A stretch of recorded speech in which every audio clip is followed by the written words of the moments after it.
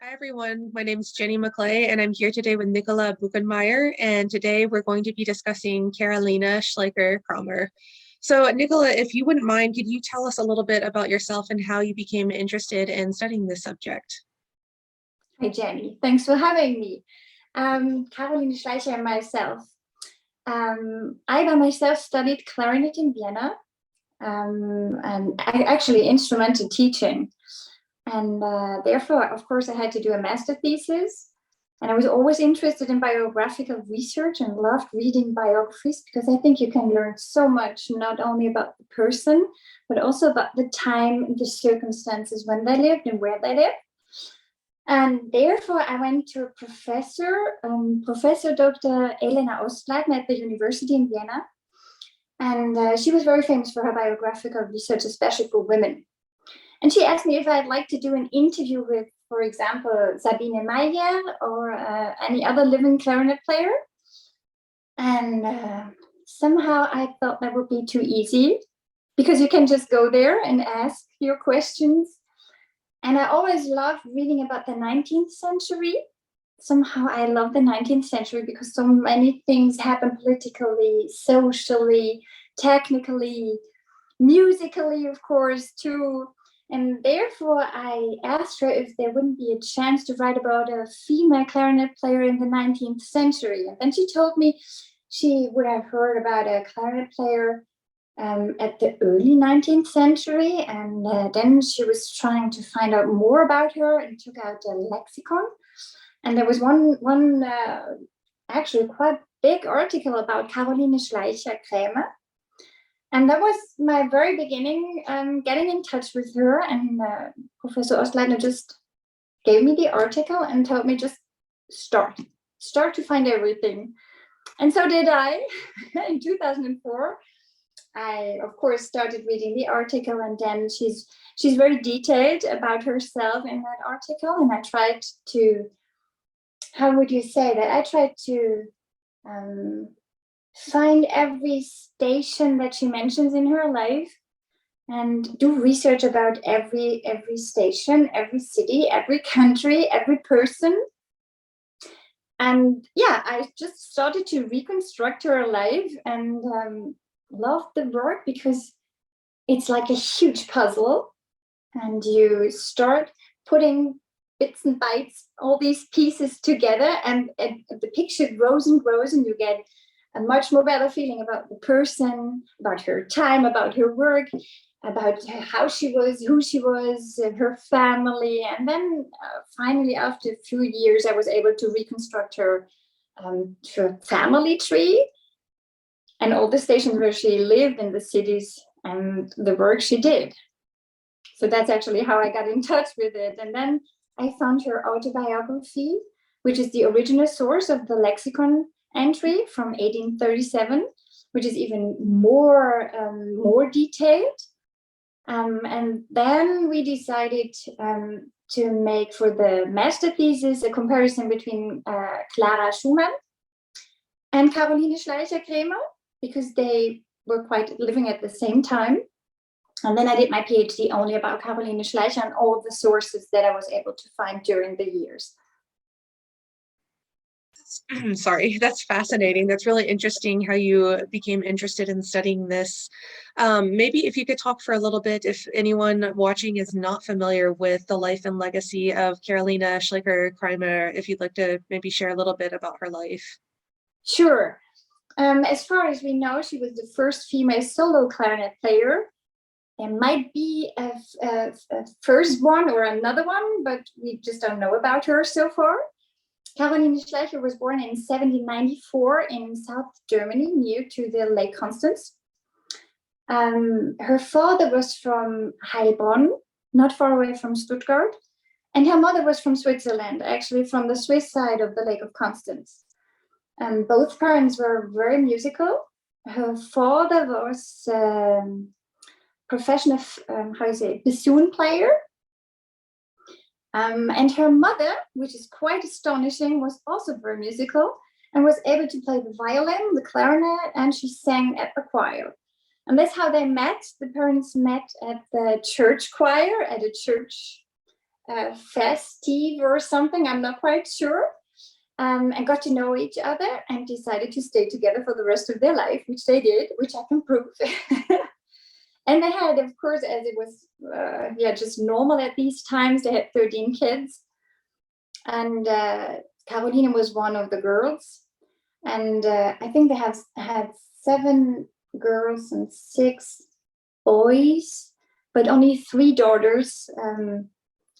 How do you say that in English? Only 3 girls lived longer than the first 5 years. I don't know how that's called in English. If you say a high child death rate, would you say that in English? We would. Hohe Sterblichkeitsrate in German, we'd say, because most of the children had to die at a very early age. Not so Caroline. She grew very old, actually. For her age, she grew 74 years old and died in Vienna. She got her first lessons in violin from her mother, in piano from a composer in Ellwangen. That's a city also in Württemberg, where her father was Regimentskapellmeister. So he was at the military music in Württemberg and took his family with him. And that was where Caroline got her first piano lessons and probably also composing. She doesn't mention that by herself, but I think she got the very basic rules of composing also there. And her mother gave her violin lessons, and with 9 years, she got her first clarinet lessons from her father. And I think one reason that she was able to become a professional musician in that early times was because both her parents were very musical.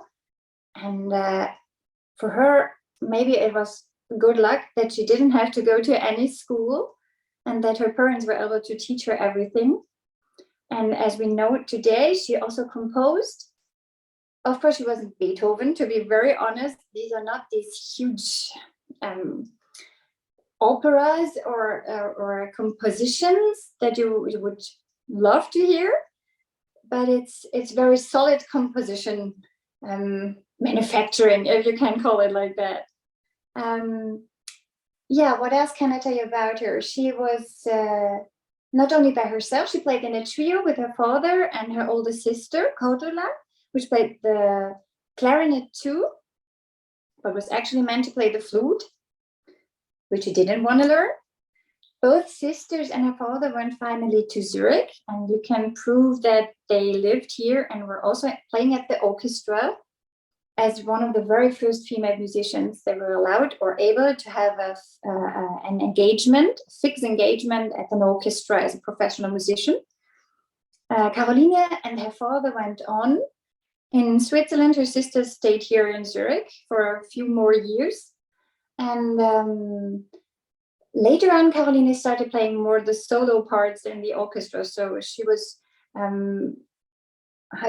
she was a chamber musician, trained as a chamber musician, trained as an orchestra musician, playing all the solos, and later on also trained as a soloist. So she went on tour. As soon as her father died, she went to Karlsruhe, where she got lessons from Franz Danzi, which we play his works. We still play his compositions today in our concerts, and got more lessons also in Generalbass. And then she went on her first solo tour all by herself, and even went to Vienna, where she met her later husband. And then she came back to Germany, said goodbye to all of her family and to her mother, and then went to Vienna, where she stayed. And in Vienna, she gave every year a concert with her husband, got several kids by herself, and went even on tour with her husband. And what is very, very interesting and very unusual is not only that they gave concert every year, but that they went on tour, and during all their concerts, it was always the same scheme. She played her solo parts with clarinet and violin, and he played his solo parts with the oboe and the chakan. I don't know if you have heard of the chakan. That's a Hungarian flute. And he was very famous for his playing the chakan and his compositions for the chakan. So they had always that same scheme, but it wasn't like in other families where she wasn't allowed to go on stage or go on tour. They both went together. Unfortunately, he died very soon. He died with only 42 years in 1837 and left her alone with 5 small kids. And I think, as far as I know, from then on, she had a really, really tough life because she had to look for herself and for her 5 children, and she didn't have any family members, grown-up family members like her sisters, who weren't able to help her. So she was really all by herself and had to manage everything by herself, which she did fantastic, as far as I know from letters from her sons. So she must have done a really fantastic job. That's an incredible life and legacy that she has. You've already shared so many interesting things about her life, but was there anything else interesting that you've discovered during your research about her life, her career, her music, or anything? What I think is really phenomenal is that she had a very good network, because one wonders how not only she was able to get a job in an orchestra as a woman during that time, where we always think women weren't allowed to play in an orchestra. That seems to be not really correct. In Zurich, they were allowed to play. And I think it's very, very astonishing that she was able to build up her own network and keep it upright over all the years, even without her father, even without her sister. She was all by herself, but she had a huge network, which I'm trying to reconstruct as good as I can. But that's, of course, a never-ending story, because one musician knew the other, but that was how she managed her tour. I think today it would be quite easy, because you just pick up the phone and call someone, but they didn't have the chance to pick up the phone. And so how did they do that? And try to reconstruct how they managed an orchestra tour, how they were able to play at different courts. For example, at Munich, which was a huge court at that time, how was she able to play as a clarinet soloist at the court when the queen was there, the Bavarian queen, the Russian Tsarin? How do you say Caesar? How would you call her in English? I'm not quite sure. Maybe a Tsar or the Tsarina or something like this. Right. Thanks a lot. The Russian Tsarina, because they were sisters. And so she was for a visit in Bavaria. And the sisters met in Bavaria and Munich at the court, and she was playing a concert there. And actually, as far as I know, there were many courts trying to engage her and to keep her at the orchestra and trying to give her money and to help her. But she wasn't able to accept because of her family. She was looking for her father, who got ill, and her mother. And so she stayed with her parents until her father died. And after that, she had the feeling, as far as she wrote, to go outside and make her talents more public, which she definitely did, because she was very famous at that time. That is also something that I think is very tricky to reconstruct, because we don't know anything about her from our perspective. But if you go into the newspapers and the critics and the letters of other musicians, then you realize that she was somehow famous. She was not only known, she was famous. Even Beethoven knew her name and knew she was living in Vienna. And she was very, how is the English word? She never dressed up very, very eccentric, as it was usually at that time, because they had all these colored dresses and these huge arms, and she never did that. I think she was very practical, as far as I know. She loved to have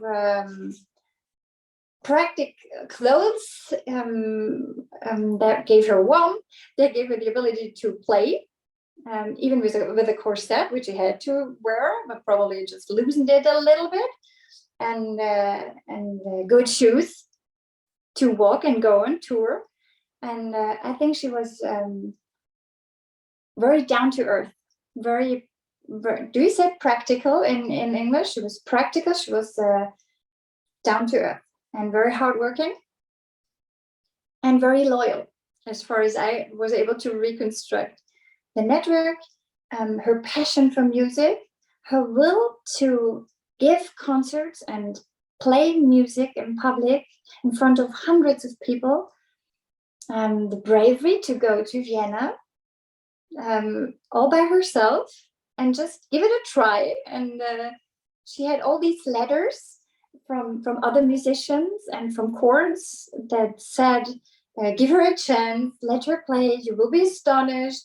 I think our picture from that time is probably wrong in some points, and I'd like to reverse that, or at least add something in telling our picture is wrong because women were playing instruments in public and they were as professional as their husbands, but somehow they were forced to leave the public as soon as they married. And as far as I know, she never wanted to marry. She only married Mr. Krähmer because he promised that she will be able to give concerts further on and stick to her own career. That is something that really, that for me is absolutely fascinating, that a woman 200 years ago, now this year it's 201 years ago that she went on her own tour to Vienna. And I think that would be very tricky even today, just to go there, show yourself, give a concert, and do that all with success. That's astonishing. And I'd love to add something to our picture from that time. That really is fascinating, her life and everything that she's done today. You're absolutely right. That's a lot today, but 200 years ago, that's really phenomenal. And the fact that she did this and still managed to care for her parents and care for her children and her husband, that's really, what a life. I think that's very groundbreaking. And the fact that she managed to do all of that and stay down to earth and very practical, that's just very inspiring for me to hear. That's very cool. It's somehow just stick to your dreams and you will be able to manage everything if you only want it. That's something where I think she's absolutely inspiring. And furthermore, I was doing my research for I don't know how many years, but there was no picture, but I knew there must be some portrait of her because she wrote it. And she said there were several portraits made of her. And nowadays I was only able to find one portrait because the archive in Zurich found a picture where it was written Caroline Schelicher at the back. And I had published an article just a few months before.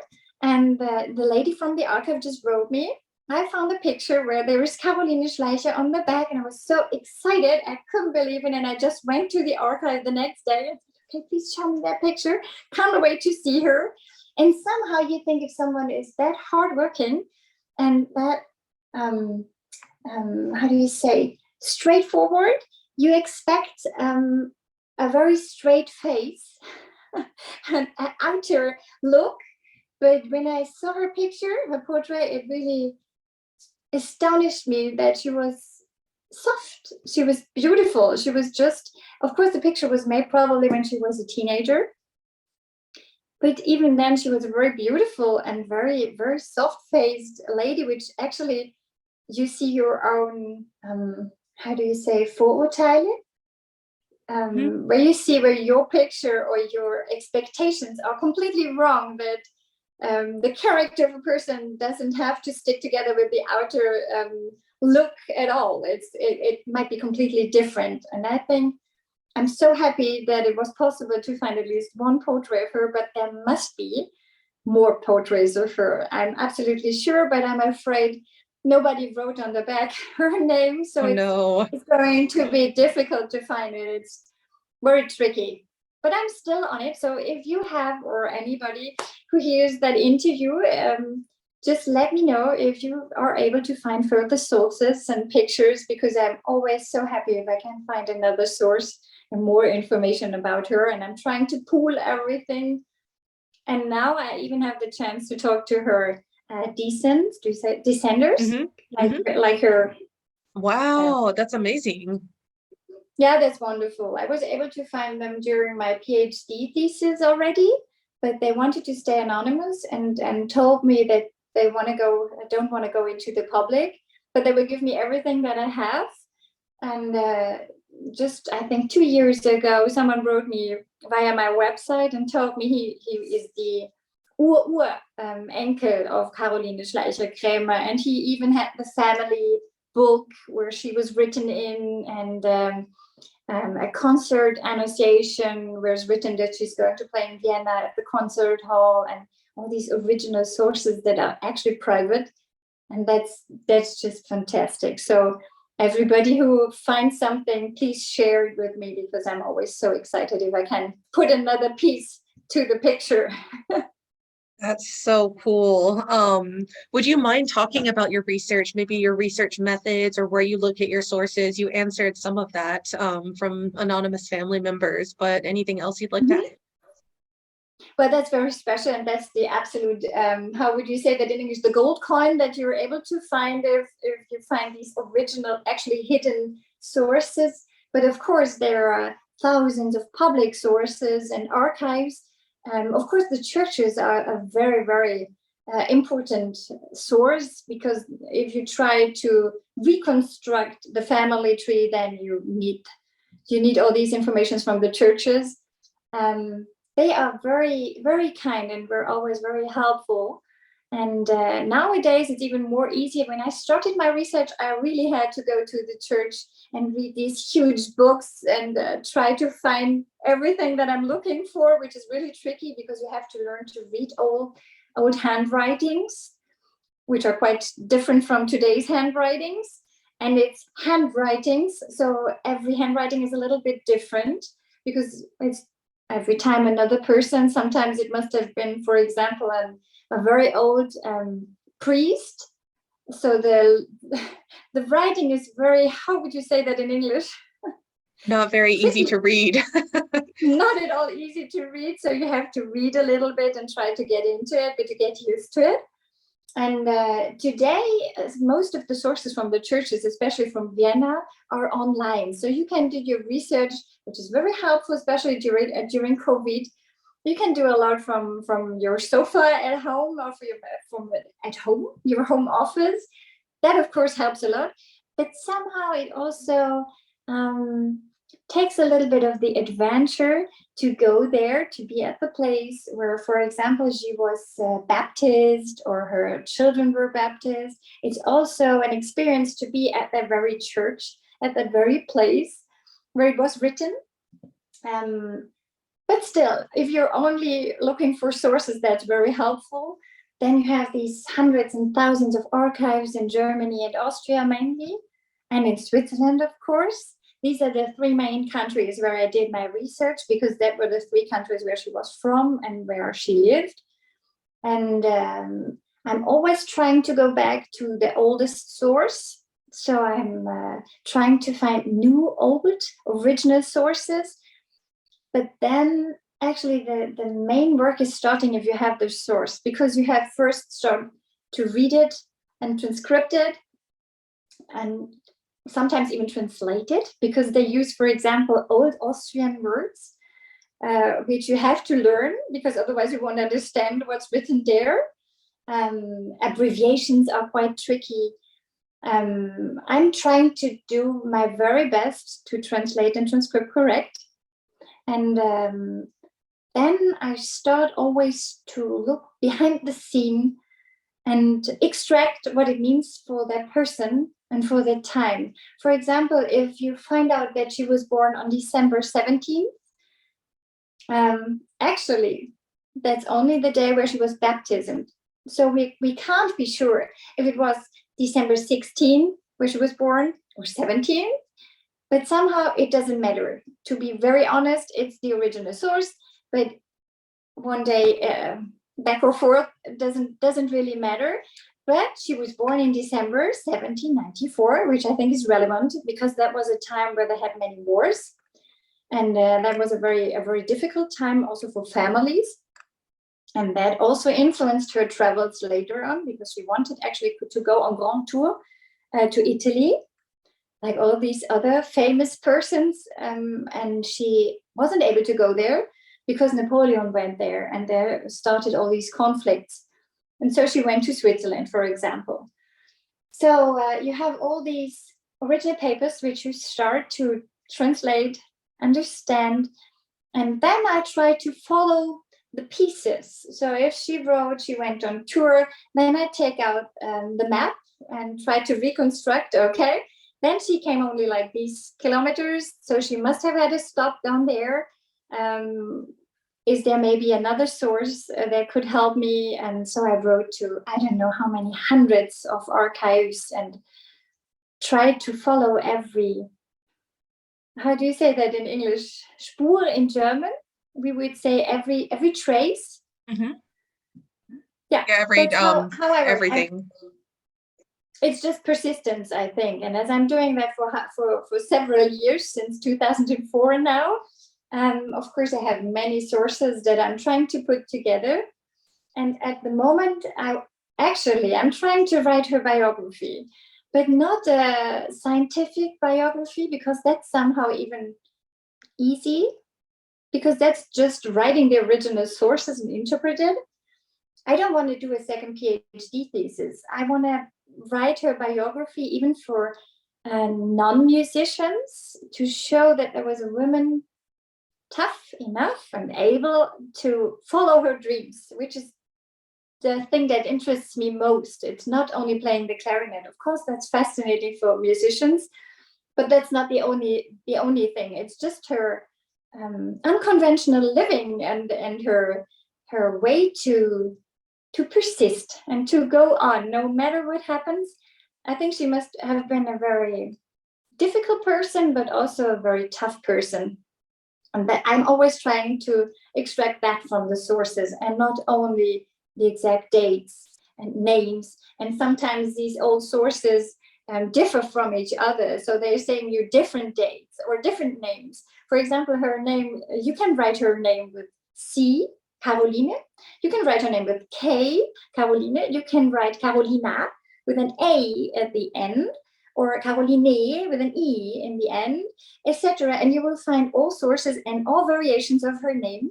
So I go back to her own hand signature, where she writes Caroline with an C at the beginning and an E in the end. And she by herself wrote Caroline Schleicher, and when she married, she called herself Caroline Krähmer, born Schleicher. So she stuck to her family name, which seemed to be quite famous at that time, but gave her marriage name Krämer at the documents. And so I decided, okay, I'm gonna stick with her, because that must have been what she wanted us to handle her name, probably.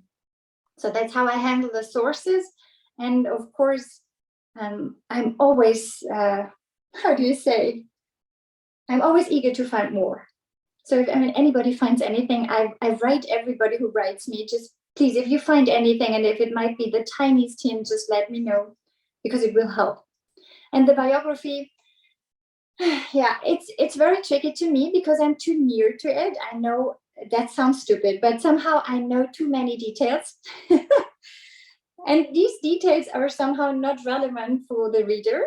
So I'm trying to get a little bit more distance for the biography and extract probably the most relevant time of her life. But that's very tricky, as I can't make out a living out of the writing.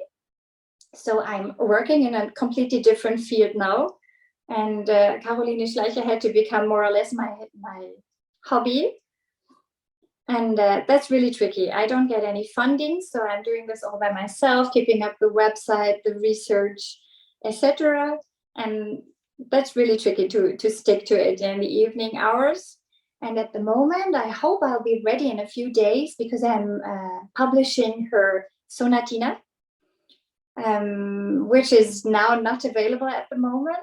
And I'm trying to give this sonatina not only the look and feel of the old music, of the old score, but also a foreword. I'm trying to explain who wrote the piece, when did she write the piece, why did she write the piece, for whom did she write the piece, and just put that all together in a foreword. So I try to help musicians to put the work in the right context. And I hope I'll be able to publish it on my website for a download in a few days. But yeah, I'm working on it. It sounds like you stay busy, and I just wanted to thank you for all of your hard work on this research, because it's something Thank you so much. that I think, of course, clarinetists would be interested in, but you're absolutely right that people should be interested in this. I would want to learn more about someone from this time, whether they're a clarinetist or musician or anything else. I can't imagine how much work you've done for all of this. So thank you so much about that. And you sort of talked about the biography, the music you're publishing. You have several projects. Were there any other projects on her life that you wanted to share or talk about? Or maybe about the book? Do you have any idea when that's going to be completed, or? I hope I'll be ready before my kids are grown up because that's really night hours that I'm working, and there are a few more sources that I would like to find or to go after it. For example, in Ellwangen in Germany, that's also very interesting. There was a private foundation, and they were supporting girls and boys. And I think, I'm not quite sure, but it might be possible that she went to school with support from that foundation, that private foundation in Ellwangen. And that would be something, for example, that I would like to do a little more research.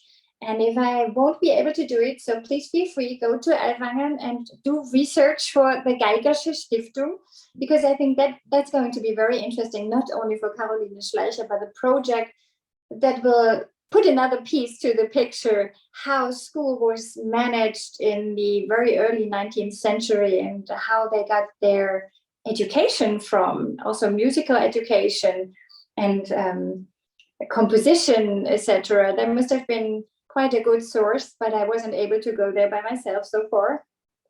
And due to COVID, there was no chance to visit any archive anyway.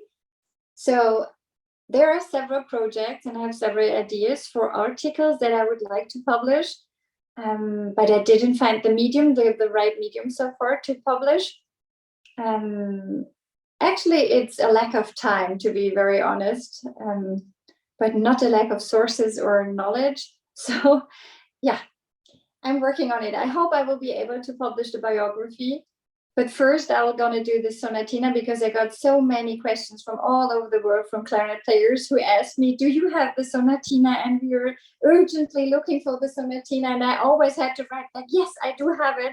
And I'm just doing the new edition. Just give me a few more weeks. But then it got months. So I'm too slow. I'm very sorry, but please give me a little more time and I'll be there with everything I know, and I will share everything I can. And if anyone needs the original sources, just let me know, because I have all these sources and I will share as good as I can, of course. That's amazing. Thank you so much. Again, it's just, the more I think about all the work that you must have done for this, it's incredible to do all of the archive research. Yeah, you could tell that you're passionate about it though, and that's the most exciting, because it sounds like the more you learn, the more you want to learn about her life. Yeah, that's true. That's what you really get somehow addicted to the sources and to reading all these old sources. And then you find an old letter, for example. That's quite a funny story. I found an old letter by her husband, and I was so excited, and I thought, oh my goodness, what am I going to find? Because he was writing it to a composer. And then there was only in a very hurry handwriting written by her husband, I forgot my boots. Could you please send me my boots?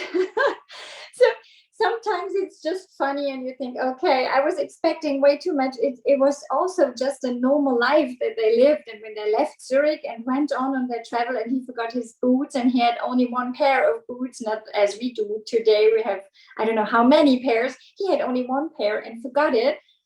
So that's, sometimes it's also very funny, and you can only laugh about yourself, because you see, okay, I had way too high expectations of these letters, but it's also a glimpse of normal daily business of these musicians 200 years ago. So it's really, you get addicted, but it's also very funny sometimes. And of course, I'm always very happy if someone writes me, hey, I found something, and do you think it could be possible that she knew this one, or she knew that one, or and that grows the network. So that would be actually my most loved project. I would love to expand like a 3D map the project, and just make it possible to visit the places and go on tour with her digitally.